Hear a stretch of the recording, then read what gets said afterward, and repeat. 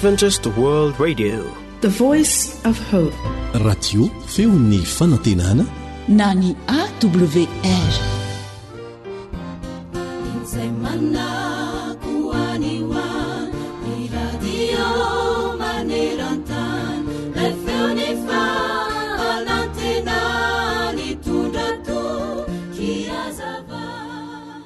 Hoy ty manam-pahendrena anankiray, atao votoniny anio ihany sisa ny andro anananao, ary ankasitrao izay rehetra mitranga. Raiso izay tsara, andraiso lesona izay tsy nety, ary izay tsara indrindra vitanao dia ataovy avokoa, satria tsy misy mahalala ny ampitso. Ary ny andro ny ainanao anio dia tsy afaka ny verina intsony raha ampitso. Eny, maro ankehitriny ireo olona manenina satria tsy nanao izay tsara indrindra vitany izy talohan'ny androany. Na dia sekondra vitsy monja aza dia mety ho anenenantsika. Ny andro vahaolana, ataovy androm-pifaliana trano ny tontolo andronao, ary na izay ataonao anao na izay ataonao an'ny hafa dia ataovy toy ny an'Andriamanitra izany, satria valosoa anao ihany izany rehetra izany. Ny tsara dia tsy mba hanenenana na oviana na ovena, koa izay mahalala anao soa nefa tsy manao dia eloka ho azy izany. Jakoba 4:7-7. Ny Baiboly hanisan'andro mofonaina, raisoao ampofaza malaina, fartomotrany andro izay. You are listening to Adventist World Radio, the voice of hope. AWR manolotra ho anao feon'ny fanantenana.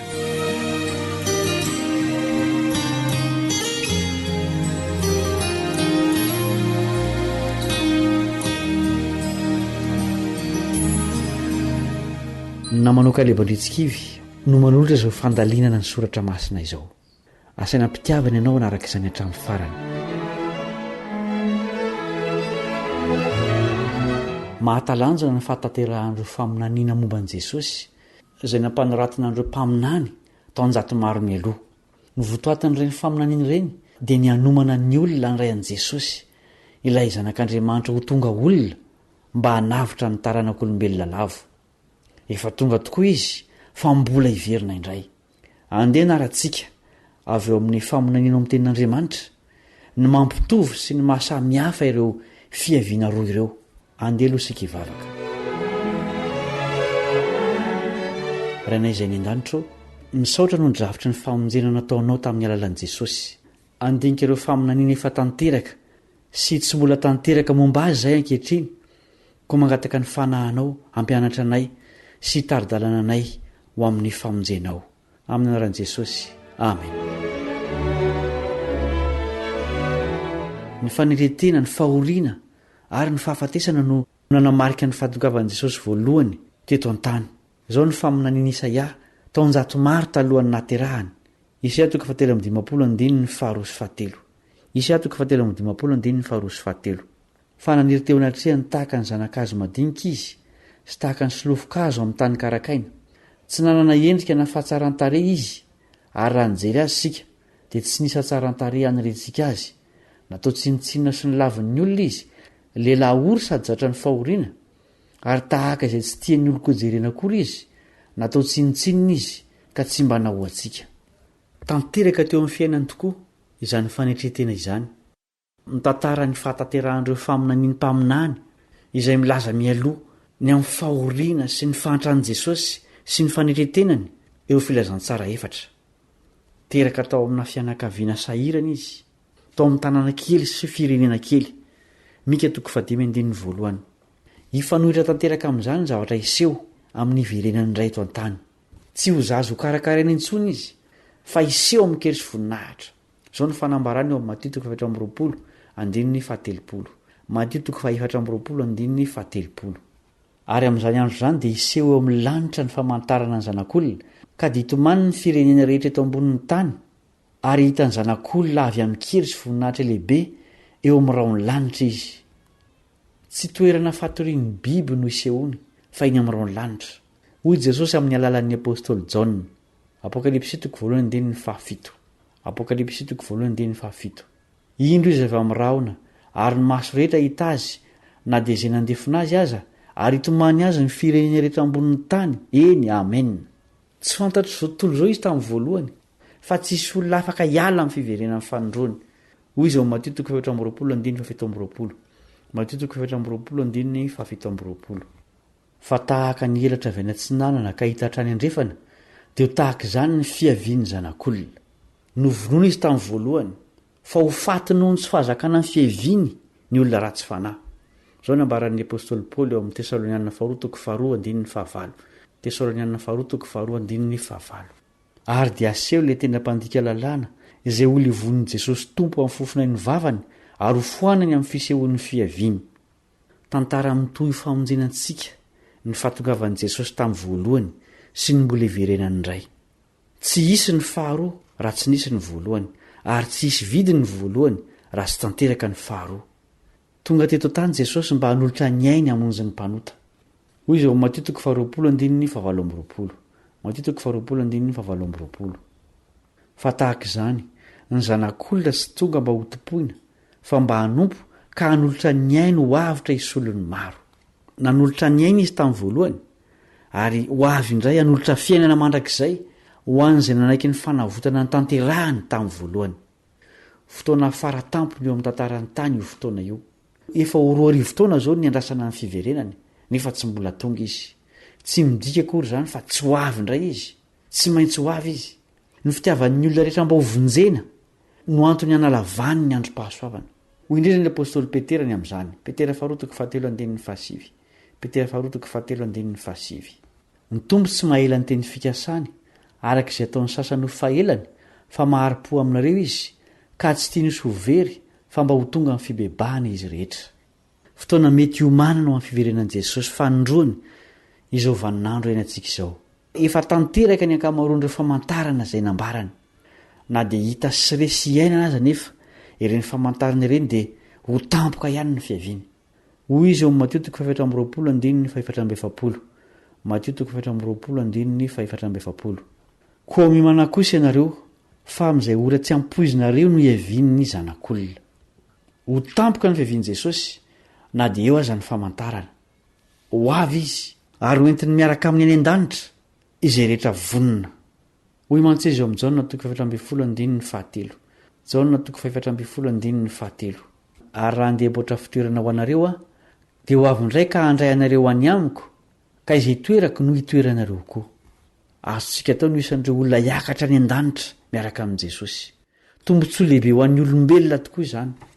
Tsotra ny fepetra sady tsy lafo vidy. Hoy Jesosy ao amin'ny Apokalipsy 2:7-8. Apokalipsy 2:7-8. Sambatra izay manasa ny akanjony mba hanana ny fahefana amin'ny hazonaina sy hidirany amin'ny vavahady ho ao an-tanàna. Toetra ny dikan'ny akanjo. Sambatra izay manana toetra voadio sy voasasa manahaka ny an'ilay zanak'ondry dia Jesosy. Andesika hiomana ho amin'ny fiverenany anaisotra ny ota rehetra ka hiavana amin'ny diany izao satria tsy maintsy ho avy izy. Hivavaka isika. Rainay ny an-danitro misaotra no nanoranao an'i Jesosy maty ny solo ny elokay. Misaotra satria mbola ho avy izy anatanteraka ny famonjena. Fo azy ny sainay tsy ho variana eto an-tany fa mba hiomanao amin'ny fiverenany kosa. Ampio izay hanadio ny toetra anay mba hadio tahaka azy ka mba ho nisan'ireo miendrika andovan'ny lanitra izahay. Ray masino miaino ary mamaleny vavakay amin'ny anaran'i Jesosy. Amen.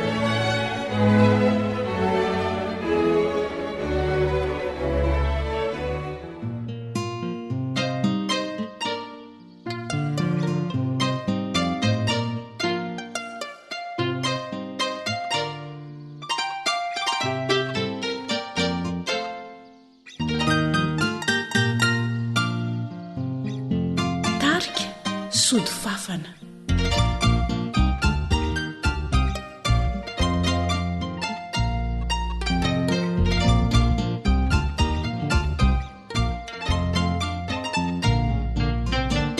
Hot atrakamilo matsindritsindry okelyalo mifo mialina adiva ny masoandro hiva molo feno manany hoave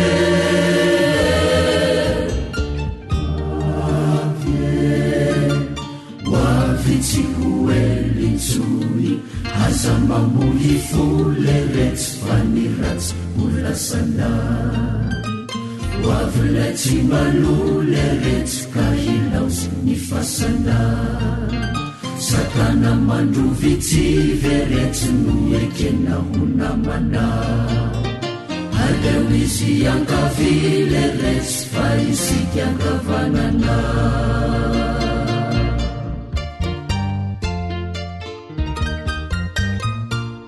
zay lay onjany fanantinana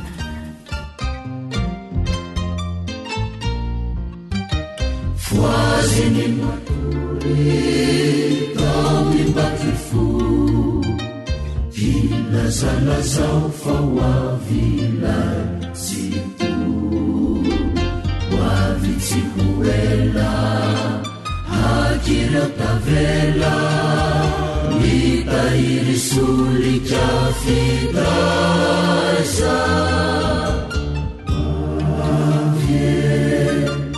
hoavitsy hoelintsony aza mamohy fole retsy fa ny ratsy holasana hoavylay tsy malole retsy ka hilaosy ny fasana satana mandrovitsy veretsy no ekena ho namana aleo izy ankavile retsy fa isika kavanana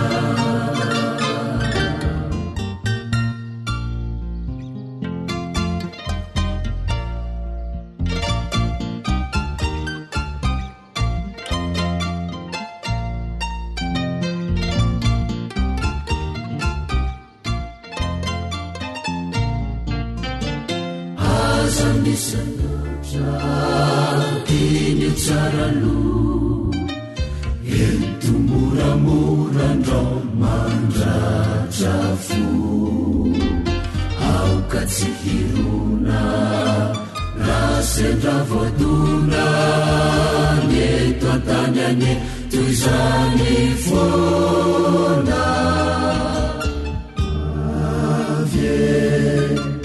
hoavitsy hoelintsony aza mamohy fole retsy fa ny ratsy holasana hoavylay tsy mbalole retsy ka hilaosy ny fasana satana mandrovitsy veretsy no ekena ho namana aleo izy ankavile retsy fa isika ankavanana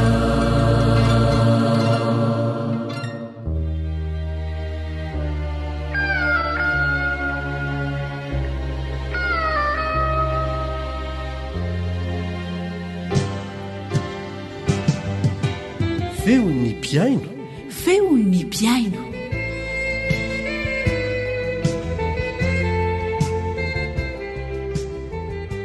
fifaliana trany ny miaraka amintsika piaino amin'ny alalan'ity fandarana feon'ny piaino ity miaraka aminao ny namanao Elian Andriamitanso miaraba tompoko ary manasanao mba hanovo ny tombontsoa avy amin'izany fandarana izany hanaraka hira aloha sika hira anankiray izay inonay fa ankafizinao tokoa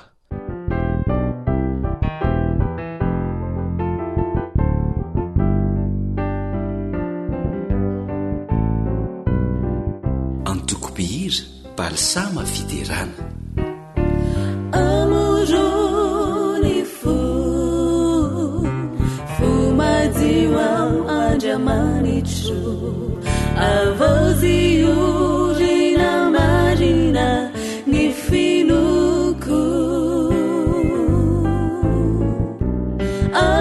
amorony fo fianao rerireno fantatro afaka najiony awana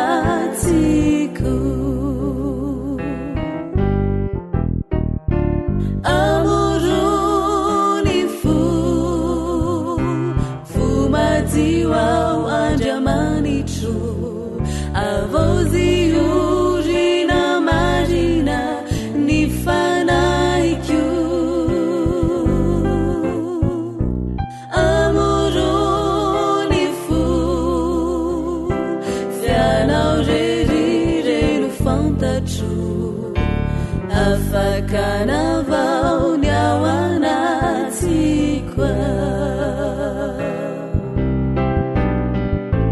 tiovy ao afapaota sasao angatsakatsaka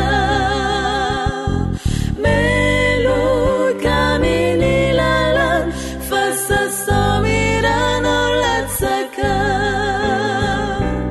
amorony fomazio andriamanitro tsy ampitsofanio tompo zay lay onjany fanantinana tiovao afapaota sasao angatsakatsake meloka minilalan fa sasao mirano latsake amorony fomadio andriamanitro tsy ampitsofanio tompo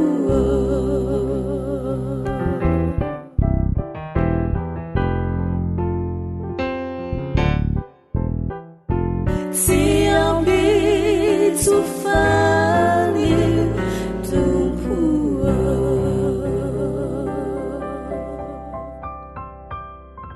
atolotra ny mpiaino rehetra maniran-tany zay iry zay ireo mpiaino zay mpanaraka an'ity fandaran'ity amin'ny fomba samihafa eo ireo miaino amin'ny alalan'ny podcast ao ny miaino amin'ny alalan'ny onde courte ao ny miaino amin'ny alalan'ny FM ao ny miaino amin'ny alalan'ny médias sociaux tahaka ny Facebook ny YouTube sy ny fomba samihafa misy indray ny maka fandarana aty aminay mihitsy dia miaino tsy tapaka reny fandarana efa vita ireny fa na inona fomba ampiasainao mba hahafahana manaraka ny fandaran'ny feo ny fanantenana dia ankasitrahany ianao tompoko ary dia raina ny tompo satria marobe ianareo no resy lahatra vokatry ny fanarana an'ity fandaran'ity hanaraka ny santionany amin'izany sika amin'ny fanarantsika fijoroano vavolombelona ny mpiaino anankiray izay tapakevitra ny atao batisa mihitsy vokatry ny faharesen-dahatra tao anatiny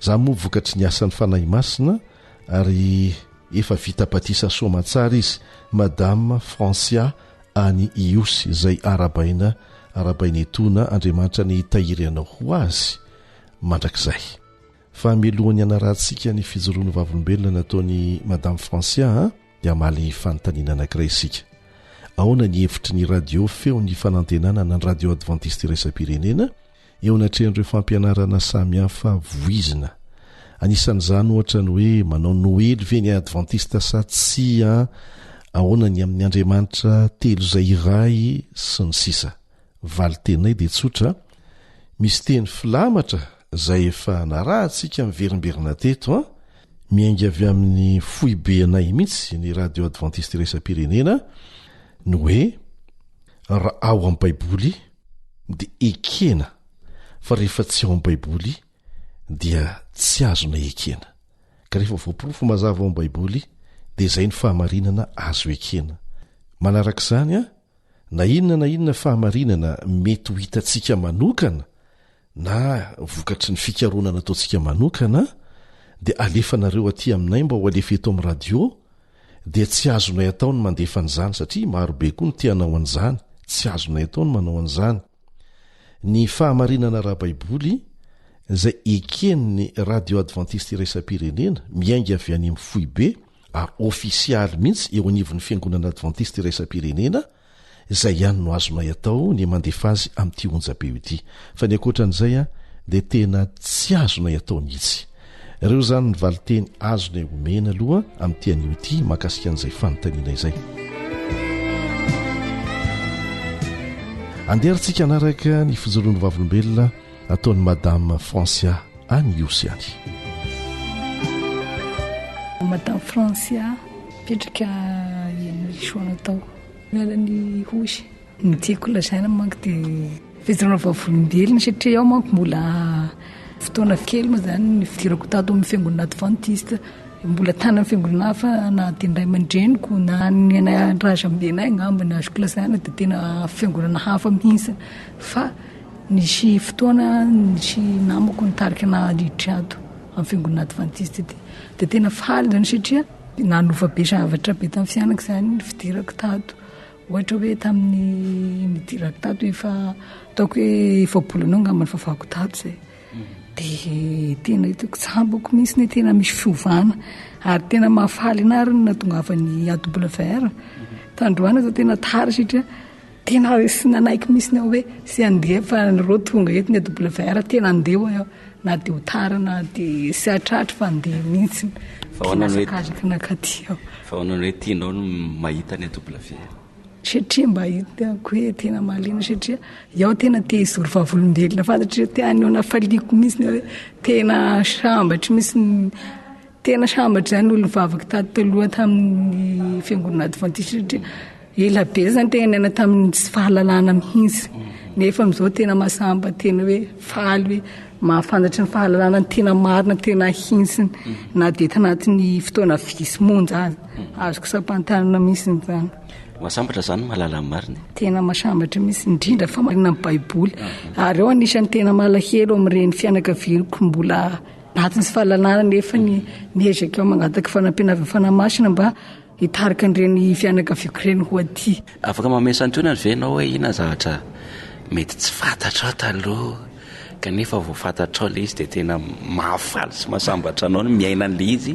sy mifampizaran'le izy ye tena mahafaly anao mihitsy nga indrindrandrindra fa resaka andro sabata tena sy fantako mihitsy ary na dia mbola vavaka tany hafa na ny tany mihitsy ny ao tena nantany mpiaravavaka ny hoe fa manina isika mivavaka andro lahady dia sy nahafapoana le valiteny tena sy nahafapoana fa tady zany tena ambiditra amin'ny siprina ary tena manazava fianarana baiboly isaky ny fivavahana tena mahafinaritra na tena mazava dia tena azoko mihitsy nareo sy dia hiala mihitsy sy dia izany fa tena mahafinaritra anazy mihitsy dia mbola ray volona angambany anoky ny AWR nandalo misofoko nefa misangana ao ny haino nandalo amin'ny tokantrano ray aho dia makarano ao dia haino an'le toriteny nandeha fa inona foana ao zany izao radio mandeha izao saky mandeha ty ao dia maheno an'le toriteny dia avelako le fazakakrano fa mihaino an'le radio mba mahafinaritra koa dia tato am-piangonana nisy fanantanana kasika ny AWR dia afaka mihaino mapiditra amin'ny karta dia afaka mihaino dia iaho aloha manam-pandriana hoe raha mahazo dia sy maintsy apiditra raha mahazo iny ianao dia tsy maintsy apiditra raha mahazo le karta dia tsy maintsy izay ny ampidiriko voalohany indrindra fa efa anatin'ny fiasana azo an'izay inona teo amin'le fiainanao ny tena hoe nentin'le radio izay nenonao la tena nentiny zany dia le amin'ny fiovana amin'ny finoana amin'ny fahamarinana amin'ny makasika ny andro sabata tena voalaza ara-baiboly zany le zavatra fa sy ataotao fatanao hoe sanatria hoe entina angalana olo ray hiala amin'ny finoana hafa fa tena azoko sampaintanana araka ny nariko tao anatin'ny soratra masina hoe sy azo hovatsika na tendry soratra ray ao anatin'ny baiboly fa efa sindrimandrin'Andriamanitra ny soratra masina dia manaiko tokoa ary tena mety fa eo taloha zao ny tena sy fiainako fa sy ohatr' izao misy fiainako tena mahasampy eo hoe sy ohatr' izao ohatrokoatriny ahoana tena maditra sy malala fa marina fa rehefa mandeha vavaka iny lahady dia eny mivavaka tokoa fa dia mirava dia izay iaho nefa amin'izao lasa azoto mianatra soratra masina amin'ny olona rijo tena saorako manokana eto satria izy tena mitarika inay hianatra foana saky sanandro amin'ny soratra masina mianatra soratra masina dia miaina an'izany manahoana ny fanoratenanao amin'Andriamanitra efa vita batisa venao eto indrindra izao tena mbola izay indrindra mihitsy tena tiako ampitaina ho an'ny namana rehetra fa eo zany tena sy ampisalasalana hoe andao batisa na zao dia zao na isy batisa afaka firany dia tena fa manapa-kevitra ina ny antony ny antony tena sisy akoatran'izay satria izay ny tena hitako lalana marina ary atao amin'ny fiangonana adventiste tena hitako hoe na tena saiko maneho azy fa tena hitako hoe marina sazy lavina ne tena marina tokoa fa mianaraka ny baiboly sy ny soratra masina tena ampanetretena ny lazaiko fa tena vonina mandrakariva na taloha zany ne na mivavaka zao ne sy haiko mamadiko baiboly fa taty eo vao tena mandray baiboly mamadiko ny tokony sy andininy mamaky zany alohan'ny tory mivavaka avy fo maraina mivavaka dia tena mahafinaritra be tena sisy akoatran'izay tena sisy haiko fa tena mahafinaritra.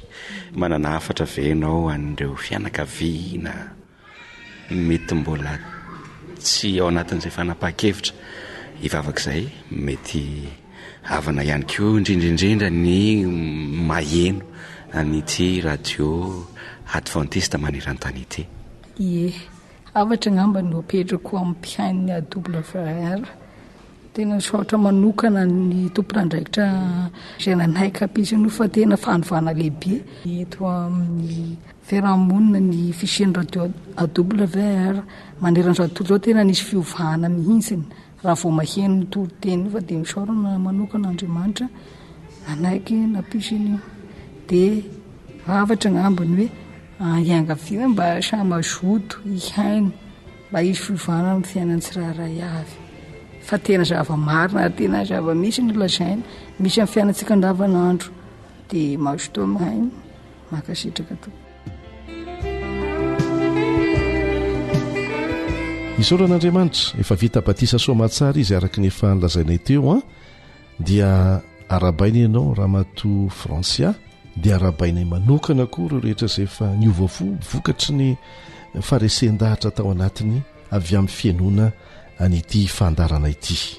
Anisan'izany tovovavy kely anankiray vao 14 taona monja tsy lazainy eto ny anarany fa eto Madagasikara mangataka vavaka manokana fa tena mandalo fanenjehana mafy vokatry ny fijoroana amin'ny fahamarinana izay maresy lahatra azy. Takan'izany koa ny tovolahy anankiray vao 12 taona monja tena ndroahany ray aman-dreny mihitsy ary voatery mipetraka any ankafa mifandray tsy tapaka aminay izy vokatry ny faharesen-dahatra azony avy amin'ny fahalalana ny fahamarinana. Tsy azo ataona inona na inona mihitsy izy menadareo fa resy lahatra ny fahamarinana dia te hanaraka ny fahamarinana te atao batisa satria teo any an-danitra mila vavaka izy ireny santiony ihany izay fa maro izy ireny dia nivavaka avy amintsika moa zany mahery indrindra anomezan'Andriamanitra ery azy ireo anomezan'Andriamanitra izay ilainy ihany koa esorana sady izay feraha-miasa mibavaka izay.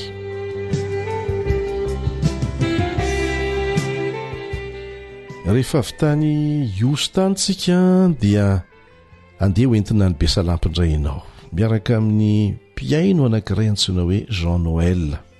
Izy dia manana fijoroana ho vavolombelona tena ilayntsika mahakasika ny sabata. Mino fa efa mahalianantsika ny anaraka an'izany ka dia manasanao hankafy. Zaho moa zany dia joro vavolombelona mikasika ny fahamasina sabata. Ny anarako dia Rakotoarimanina Jean Noël izay mipetraka dia Besalampy. Ny asako moa zany dia mpivarotra confection ireny ny asanay. Ny maka entana ny Antananarivo. Ka ny joroko vavolombelona zany dia indray andro izay sady hanao vakansa no andeha haka entana ny Antananarivo. Indray andro dia nisy sambo anankiray izay antsoina hoe Beloha. Io sambo Beloha io dia sambo mandeha tsara ara-dalàna ary anisan'ny aingam-pandeha izy io.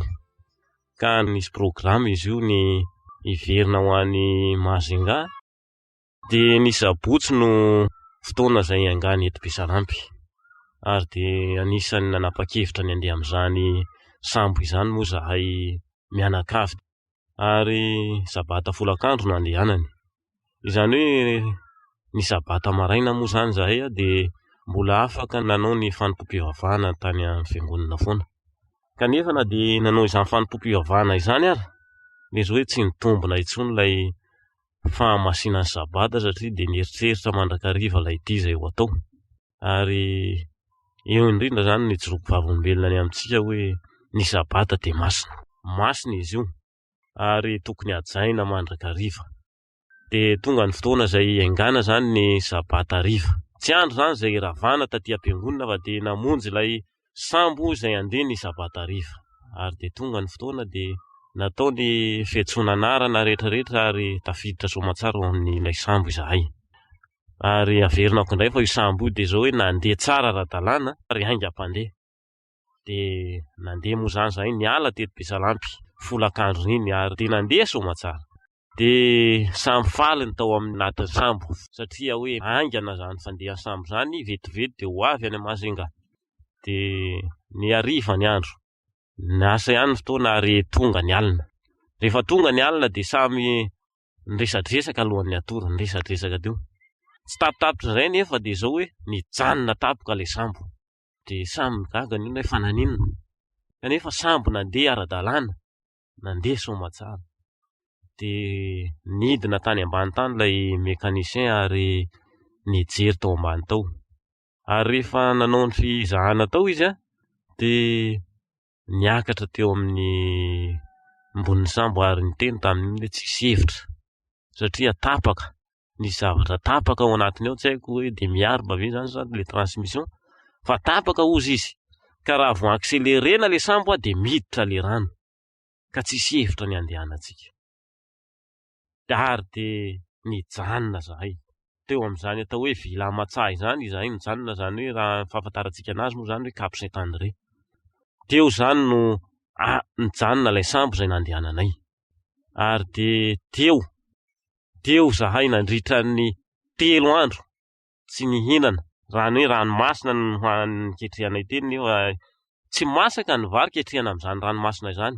Na ny rano hosotroana ara tamin'izany dia zao hoe efa nafenina. Ary tamin'izany fotoana izany ravako no tenenako anareo fa rano napango 3 andro izany no nosotroanay. Efa masiso zany kanefa mbola afenina ho tehirizina hosotroan'ilay zanakanay mbola kely satria tsisy ny ranomasina sisa fa tsisy rano. Ny vorona eny misy, ny akoho nisy teny no entinay fa raha vao avy mihinana iny dia mitady rano.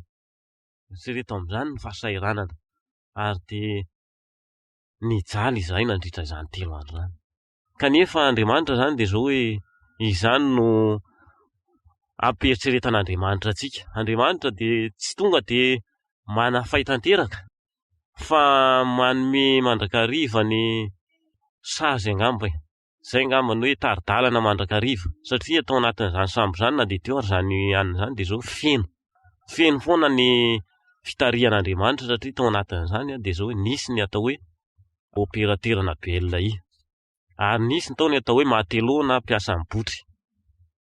Ireo zany no niara niasa satria ilay matelô mpiasa amin'ny botry zany rehefa nijanona ilay sambonay dia tsy hafa nihetsika zany fa hoentin'ilay rivotra izahay no entin'ilay onjana any miala ny tanety ary lasa ny ampovoan'ny ranomasina tanteraka any. Ary izay rehetrarehetra nieritreritra hoe ho any Afrique du Sud ity no mijanona satria hoentin'ny rivotra mankany ampovoany. Efa kely zany ny tanety hitanay tamin'izany efa manjavozavo. Ary io matelô mpiasa amin'ny botry io zany nanana hevitra hoe aleo asiana labasy ary ambony ary dia mba hoentin'ny rivotra mankeny amin'ny sisiny tsika. Hoe asiana labasy. Ary dia nampiasaina moa izay. Dia mba rehefa maraina zany andro dia mba hoentiny any amin'ny sisiny izay, dia rehefa alina indray dia hoentiny any ampovoany. Dia ohatrohatr'izay foana zany ny ainanay nandritra izay 3 andro izay. Dia ilay operaterana belona indray zany io indray zany nampiasain'Andriamanitra hiantso ny belona rehetrarehetra izay mba fantany. Niantso vonjy aty amin'ny tanety zany satria na le mpiasan'ny sambo ary tsy mahay mampiasa an'ilay belona iny. Dia io zany no mba hoe niantso vonjy anay taty amin'ny sisiny. Dia manaraka izay mbola nisy anankiray hafa koa, nisy moto anankiray teo izay ahafahana naka bateria fa ilay bateria ana sambo tsy nahazaka ilay belona io koa. Izany hoe ireo telo ireo zany no fitarihan'Andriamanitra anay. Ary isaorana an'Andriamanitra izany satria raha tsisy ireo zavatra telo ireo zany dia zao hoe tany ihany izay ary tsy haintsony izay nahifaranay. Ilay bateria, ilay operaterany belona ary ilay matelô zany, ireo zany nataon'Andriamanitra ho fitaovana hamonjena anay. Ary rehefa afaka moa izay fotoana izay dia zao hoe noentiny teny amin'ny ilay labasy be teny amin'ny sisiny zahay ary teny zany tonga dia nivonjena hoe nalatsaka ilay vantofantsika ary dia nijanona teo izay ary dia nisy botry anankiray izay nandalo inona me rano bidon raika anay. ary de bidon raika iny zany no nizarana tao anatin'ny sambo ary de samy nanana ataoko hoe ray vera ngambo atsasaky ny vera zay zany samy ny azon'ny olona anankiray. Izany zany no manamarika ilay fandehanana amin'ny sabata fa de isorana n'Andriamanitra fa de tonga somatsara moa sauvetage tamin'izay fotoana zay ny mpamonjy ny sambo zay namonjy anay ary ny zavatra nisy de zao hoe tsy norarain'ny olona zay vivra rehetrarehetra noentin'izany sambo izany tao anatin'ilay sauvetage fa lay rano ihany no novonjain'ny olona satria efa refina rano izay tsy nisy rano azony sotroina trony ny afa-tsy ranomasina kanefa tsy mahasotro ranomasina zany no na de ray sotro kely ary ka de izay zany no mba fijoroana vavolombelona hoentiko aminareo eto hoe ny fahamasinan'ilay sabata ninninona zany zavatra misy mahamaika anao de zao hoe ajao mandrakariva ny sabata famantarina ho amintsika sy Andriamanitra izy io manahoana ny fitandremantsika ny sabata moa ve tena ao anatin'izany fitandremana ny sabata izany isika teo aho zany de nandray lesona tamin'izay fotoana zay ary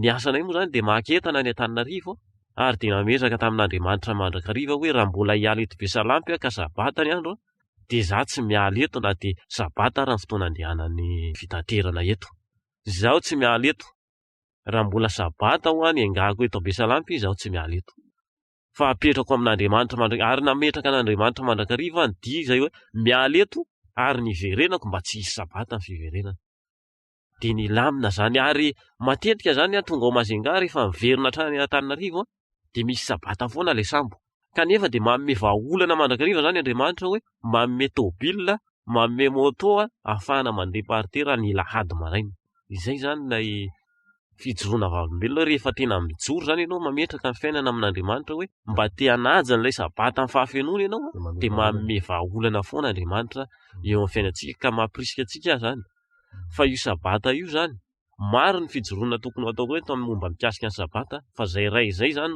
no teneniko atsika na de tamin'izaho mbola tsy nanambady ary de efa manana izany fijoroana zany ho amin'ny sabata ka anankiray izay zany no ijoroako eto mba ho fampahirezana antsika ny fijoroana moa zany de fampahirezana izy io ho antsika izay manana ny izany fitandremana ny sabata izany ka ny firariko zany de zao hoe samy mba hiezaka isika hitandrina ny sabata ny fahafenoany ary ametraka mandrakariva ny fiainantsika eo amin'Andriamanitra mba hahaizantsika mitandrina izany sabata izany tsy vitantsika samy rery ny mitandrina ny sabata io fa mangata hery avy amin'Andriamanitra angataka amin'ny fanahy masina mandrakariva isika mba hanampy antsika amin'izany fitandremana ny sabata izany fa na de eo raha izany de zao tsy maintsy misy foana ny sakana lefa ny devoly atsika tsy miady amin'ny nofamandrafa amin'ny rivotra misy foana zany ny sakatsakana eny anelanelany eny fa mangata amin'Andriamanitra mba ho voatohatra antsika izy ireny ka mba ny firariko de mba ho tafita amintsika izany fijoroana izany ary ampahery antsika eo amin'ity dia izay ho ataontsika any an-danitra ity ka mba samy hitsenan'i Jesosy Kristy eny amin'ny raolanitra ny isika tsirairay avy amen. mazava zay antso zay zay fijoroana vavolombelona zay zay de mino fa manana fijoroana vavolombelona tahaka an'izany ianao naizanaiza misy ianao amin'izao fotoana izao tena maro be eto zay dia miraba manokana ny lehiben'ny dahalo mifaritra zay tsy resahana eto miova fo vokatry ny fanarana n'ity fandarana ity ny reniny ihany koa zay mpimasy mpamehody azy dia miova fo vokatry ny fanarana n'izany fandarana izany any faritra hafa koa zay mbola tsy resahana eto satria manahirana aloha no ny lafiny manokana de misy lehibena dahalo niova fo ihany koa de niova fo niaraka tamin'ny ny ray aman-dreniny zay tena mpiaraka aminy ao anatin'izany asa ratsy zany taloha zany rehetrarehetra zany dia milaza amintsika fa mahery Andriamanitra tsy ty fandarana ity mihitsy no ampy hanova fon'olona fa toriana ao anatin'izao fandarana izao ny tenin'Andriamanitra ary io tenin'Andriamanitra io dia tsy miverina foana ny amin'Andriamanitra izay nandefa izany raha tsy navita ny asany dia tanteraka arabaky teny izany fa rehefa toriana zany afatra izany atao amin'ny fo atao amin'ny fitiavana atao amin'ny bavaka misy olona izay tohin'Andriamanitra ny fony ary ny mahagaga anay dia ity reny olona izay everitsika fa tena everina hoe dahalo olona farany ratsy ireny rehefa mahalala ny fahamarinana dia tena manaraka an'andriamanitra avy hatrany amin'ny fony rehetra mihoatra lavitra noho ny kristianina efa ela dia elana kristianina azy ny fanoloratenana izy ireny ary akaiky an'andriamanitra akaiky ny fon'andriamanitra reanareo izay nihevitra fa lavitra azy taloha tena ny aina tao anatin'ny faharatsiana kanefa resy lahatra ny fahamarinana resy lahatra ny fitiavan'i Jesosy dia nanapa-kevitra anaradia azy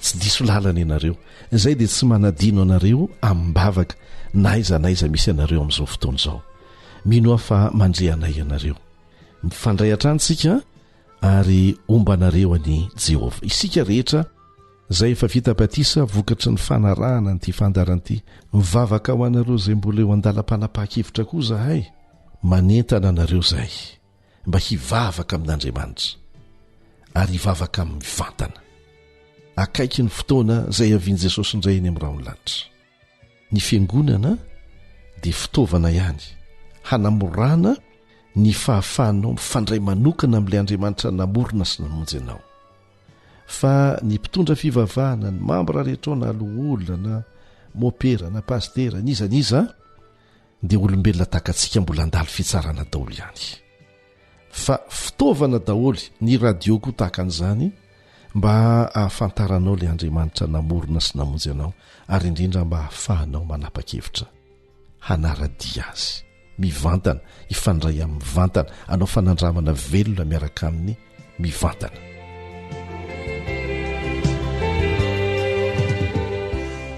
izay koa namarana ny fiarahantsika teto tamin'ity animo ity raha toka misy fijoroana vavolombelona izay tiana ho zaraina dia raisony ilarana telefônina ahafahanao miantso anay AWR téléphone 033 37 106 13 034 06 797 62.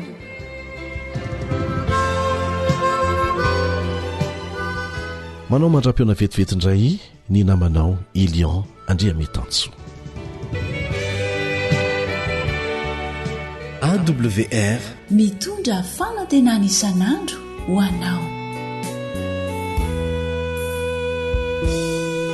Tsy navelanao irery zay rehetra tianao na misy azareo sedra zay mety manjo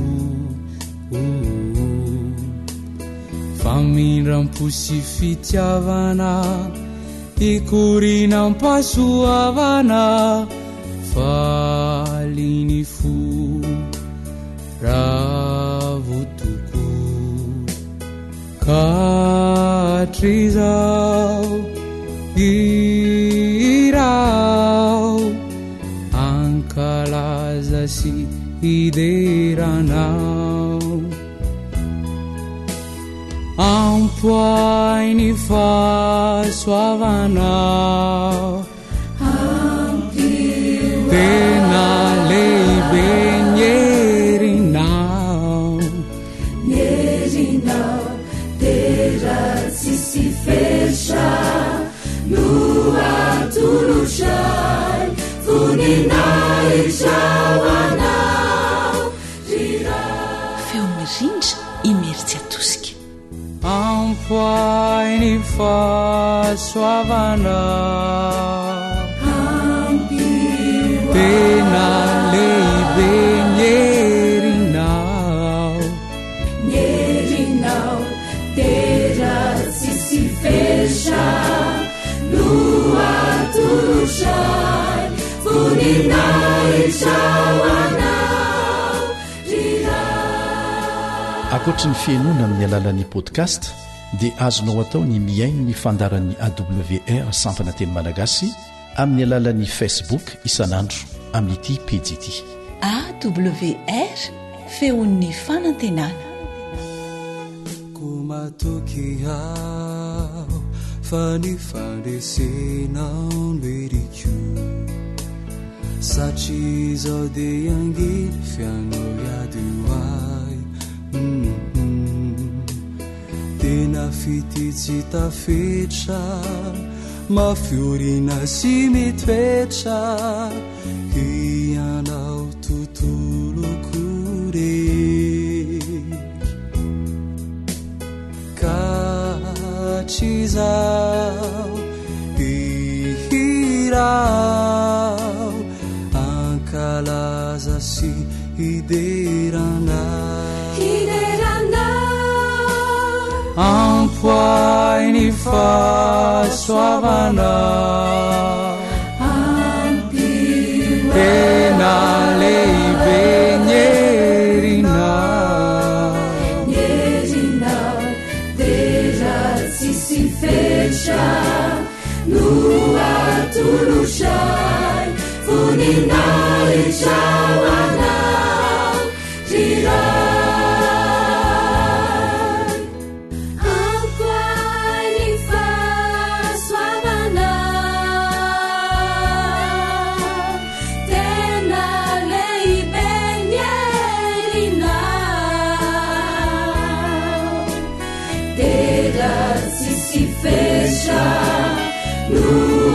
Tulushay funinai chawana dira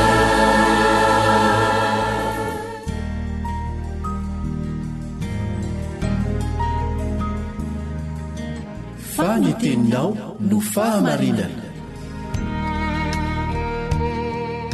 Taridalana manokana fianarana baiboly avoaka ny fiangonana adventista maneran-tany. Iarahanao amin'ny radio feo ny fanantenana.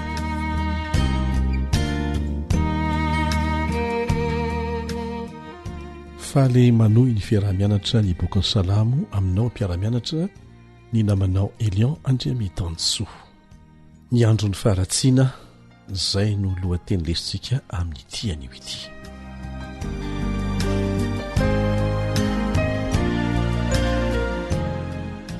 Rehefa navelan'Andriamanitra ho babo ny zanak'Israely ary navela ny ompitehiny fahavalo ny tempoly izay nirehirehany izy ireo, ary sazy avy amin'Andriamanitra moa zany no nanakalozan'izy ireo ny andriamaniny amin'ny sampy, dia tratran'izany sazy zany izy ireo.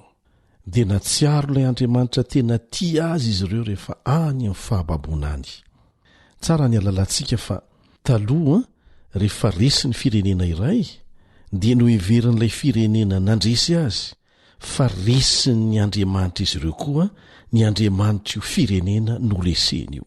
Ka rehefa niara-ny fijaliana sy ny fanenjehana tany amin'ireny toerana nahababo azy ireny ny zanak'Israely dia mahatsiaro ilay Andriamanitra izay tena tia azy, tsapany hoe tsy misy oatra n'iny Andriamanitra iny. Tahaka an'izany nahazo any Adama sy Eva, efa nomen'Andriamanitra azy ny zavatra rehetra. Fitiavana feno tsy ambava fotsiny, fa tena niainan'izy ireo mihitsy, dia nalain'ny Satana fanahy izy hitady tsaratsara kokoa no ireo nomen'Andriamanitra ireo, kanefa dia ambava fotsiny le fampanantenana, dia nahababo any Eva, Eva nahababo any Adama, rehefa nitanjaka izy ireo vao tonga saina hoe fitaka be tiana azo antsika. Zay vao matsiaro ilay Andriamanitra tena tia azy. Soa ihany moa fa Andriamanitra nanao ny dingana voalohany nitady azy ireo. Raha tsy izany dia maty ny ampopony sy ny vokatry ny adalan-tany ny razam-bentsika. Dia mbola manao tahaka azy ireo koa isika. Ka rehefa tratra ny olana vokatry ny fanalavirana n'Andriamanitra dia matsiaro lavitra azy, matsiaro ny fitiavany, matsiaro te-hiverina aminy. Andeha ho arahantsika angeha izay voalazo amin'ny Salamo 470 ka hatramin'ny 220 hoe Salamo 470 ka hatramin'ny 220 ahitantsika ny santionany: fitarainana natao tamin'Andriamanitra satria mafy ny fanenjehana sady nosimbana ny tempoly. Zay ny lohatenin'io Salamo 470 io. Fa avy dia any amin'ny 220 amin'io Salamo 470 no jerentsika. 220. Tsarovo zao, manaratsy an' Jehova ny fahavalo, ary ny olona dala manamavo ny anaranao. Aza manolotra ny ainy voromahilalanao ho an'ny bibidia, ary aza manadino mandrakizay ny ain'ny olo-mahatra anao. hevery ny fanekena fa feno fonena ny fandozana ny fitoeramaizina amin'ny tany. Aoka tsy verina mikenatra ny mantra, aoka ny ory sy ny malahelo hidera ny anaranao. Mitsangana Andriamanitro, efao ny adinao, tsarovo ny fanaratsiany ny adalanao isanandro. Zavatra iainana zany any amin'ny toeran'ny fahababoana. Ary tsy tamin'izany ihany, fa na amin'izao fotoana izao azy ianao ka fantatry ny olona tsy mivavaka fa tratry ny sedra mamay dia maneso anao izy ireo, dia miantso an'Andriamanitra ianao tahaka ny fiantsony reto mpanao salamo azy reto. Dia toizantsika ihany amin'ny Salamo 7:7-5 ka hatramin'ny 7:7. Salamo 7:7-5 ka hatramin'ny 7:7. Mandrapahoviana Jehovah no anontolo fo ianao ka hirehitra tahaka ny afo ny fahasarotam-piaronao. Aidino amin'ny jentilisa izay tsy mahalalanao ny fahatezeranao sy amin'ny fanjakana izay tsy miantso ny anaranao, fa efa nandany an'i Jakoba izy ireo sady nandrava ny fonenany. Aza tsarovana aminay ny eloko ny razanay, aoka ho afaingana hitsenanay ny fiantranao fa reraka indrindra zahay. Vonjeo izay ry Andriamanitra ny famonjenay io noho ny voninahitry ny anaranao, ary afao zahay ka mamelà ny elokay noho ny anaranao. Tsapany zanak'Israely fa vokatry ny adalany namelan'Andriamanitra azy ireo ho babo, ary na tsy babo aza dia toe-javatra efa nitranga tamin'izy ireo, izany hoe navelan'ny fahavalo hamokatra be dia rehefa tonga ny vokatra dia ny fahavalo ny mandany azy. Dia toizantsika ihany ny fitaraina ny mpanao salamo rehefa tratra ny toe-javatra tahaka an'izany. Mbola eo amin'ny Salamo 7:7 ihany, eo fe amin'ny 9:10 sika. Nahoana ny jentilisa no anao hoe aiza izay andriamaniny, tahaka ny miteny izy eto hoe nahoana ny jentilisa no avelanao handatsa anay amin'ny mahazanaka ao anay hoe aiza izay andriamaniny. Aoka ho fantatra amin'ny jentilisa eo masonay ny famalina ny rano ny mpanomponao izay nalatsaka. Aoka ho tonga eo anatrehanao ny fisentony mpifatotra, araka ny alehibe ny sandronao dia arovo tsy ho faty ny zanaka ny fahafatesana. Ary valio impitoeny ao atratrany mifanila fonenana aminay ny fanaratsiana izay nanaratsiany anao tompo, fa izay olonao sy ondry fiandrinao dia hisaotra anao mandrakizay hatramin'ny taranaka faramandimby no ilazanay ny fiderananao. Movetsy takan'izany koa no ataontsika rehefa tratra ny latsa vokatry ny famaizana avelan'Andriamanitra hiatra ny fiainantsika isika, dia miantsoantso famelan-keloka, miantsoantso famonjena, miantsoantso aza famalinan'ireo izay mampijaly antsika, manararoatra ny famaizana avelan'Andriamanitra hiatra amintsika. Ary izany dia milaza amintsika fa azo atao koa izany manao vavaka tahaka an'izany. Matonga soratanao amin'ny Baiboly izany ho fianaranao antsika rehefa tratra ny fisedranako isika. Maneho ny hery roa mifanandrina eto amin'ity tany ity, dia ny herin'ny tsara sy ny ratsy, Andriamanitra sy Satana, ny fiainan'ny zanak'Israely. Ary hita ao amin'ny asa soratry ny mpanao salamo zany. Manao izay atonga ny zanak'Andriamanitra ho lavo Satana, avy eo dia mandatsa azy ireo. Andriamanitra kosa manao izany hiara-iasa soa atonga an'ireo zanany izay lavo hiverina aminy, hibebaka aminy.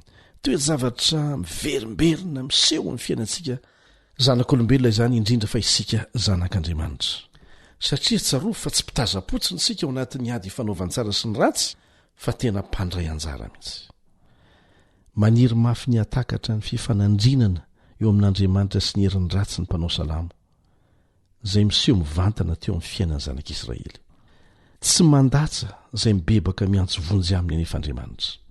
Ary asongadany mpanao salamo mifaripon'Andriamanitra tsy mety ritra sy ny fahendreny, ny heriny tsy manapetra.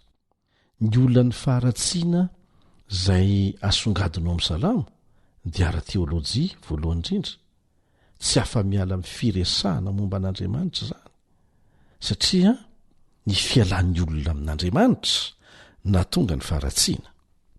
Na dia navelan'Andriamanitra iseho aza ny fahababoana, faharesena nazo ny zanak'Israely ho famaizana azy ireo, dia tsarovy fa fanafitohinana eo mason'Andriamanitra koa ny faharavan'i Jerosalema sy ny tempoly, satria natonga ny jentilisa hiteny ratsy ny anarany zany. Ny fahamaizan'Andriamanitra ny zanany a tsy atonga ny jentilisa hanana zo hanimbazimba an'Andriamanitra. Ny lovan'i Jehova tsarovy fa ny vahoaka an'Andriamanitra zany lovan'i Jehova zany no famantarana ny fifidianan'Andriamanitra sy ny fanekena nataony tamin'ny zanak'Israely izay tsy mandiso fanantenana na oviana na oviana. Andriamanitra dia tsy mandiso fanantenana amin'ny fanekena izay nataony na velany handalo toe-javatra sarotra tahaka an'izany aza ny zanany. Ahitana hevitra mifandraika amin'ny andro farany ny foto-kevitra mikasika ny lovan'i Jehova satria indray androany dia tsarovy tsara fa ho tonga lovan'i Jehova ny firenena rehetra ary hanompo azy. Tsy milaza zany koa hoe ho any an-danitra daholo ny olona rehetra fa amin'ireo firenena rehetra ireo dia izy vahoaka an'Andriamanitra dia ireo olona izay nanaiky an' Jesosy ho mpamonjy ny tenany. Ireo zany no votana hiala amin'ny tany. Amin'ny fotoana hiavian'i Jesosy indray ny amin'ny lanitra dia hoentiny miaraka amin'ireo.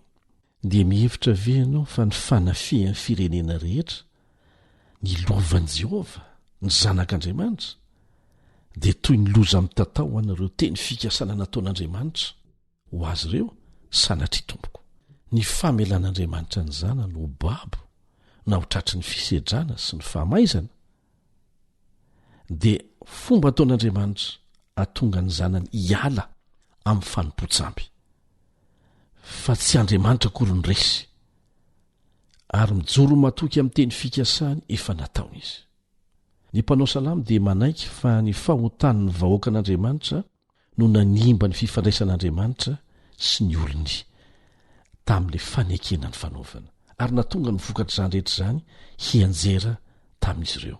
Manaiky an'izany izy fa miantsoantso izy eto, miantso fanavotana avy amin'ilay Andriamanitra izay nanafay azy.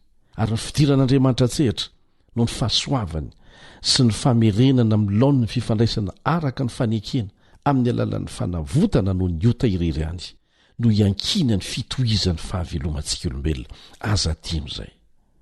Ny teny hitantsika eo amin'ny Salamo 7:7 manao hoe Jehova no Andriamanitra ny famonjena anay dia maneho ny fatokinan'Andriamanitra amin'ny teny fikasany araka ny fanekena efa nataony. Ry namako, isika nge miovaova sy mivadibadika amin'ny fanekena natao tamin'Andriamanitra fa Andriamanitra matoky amin'izay nekeny. Ary aoka ho tsarotsika mandrakariva ny fa ny fahotantsika, ny fiamorantsika, ny faratsitsika dia tsy hanala baraka antsika irery ihany fa ny tena ny ratsy indrindra dia izao hitondra fahafambaraka ho an'Andriamanitra izay toritsika amin'ny hafa izany. Mety hitera-bokatra manimba ra-panahy eo amin'ny fijoroany vavolombelona sy ny asa tao ny zavatra tsy mety ataontsika aoka tsy ho adino izay. Ary firifiry ireo olona ny emotra miala tamin'ny finoana noho ny zavatra ataon'ireo izay mitonona ho kristianina amin'ny molotra fotsiny fa ny fiaina amin'ny fanohatra amin'izany aoka samy haka ny lesona tandrify azy isika. Amen.